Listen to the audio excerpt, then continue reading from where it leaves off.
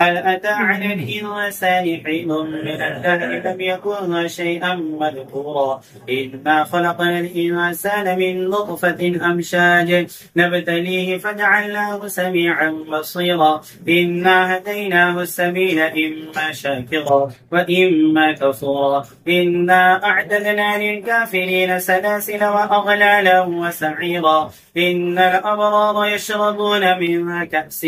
كان مزاجها كافورا عينا يشرب بها عباد الله يفجرونها تفجيرا يوفون بالنذر ويخافون يوما كان شره مستطيرا ويطعمون الطعام على حبه مسكينا ويتيما وأسيرا إنما نطعمكم لوجه الله لا نريد منكم جزاء ولا شكورا إنا نخاف من ربنا يوما عبوسا قمطريرا فوقاهم الله شر ذلك اليوم ولقاهم نظرة وسرورا وجزاهم بما صبروا جنة وحريرا متكئين فيها على الأرائك لا يرون فيها شمسا ولا زمهريرا ودانية عليهم ظلالها وذللت قطوفها تذليلا ويطاف عليهم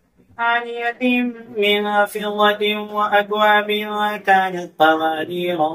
قوارير من فضة قدروها تقديرا ويسقون فيها كأسا كان مزاجها زنجبيلا عينا فيها تسمى سلسبيلا ويطوف عليهم ولدان مخلدون إذا رأيتهم حسبتهم لؤلؤا منثورا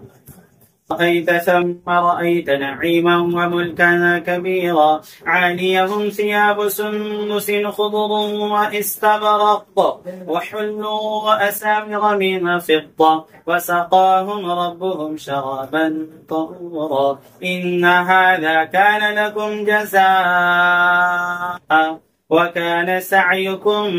مشكورا صدق الله العظيم. ما شاء الله ألقيت وأحسنت. حضرت رحمة الله عليه.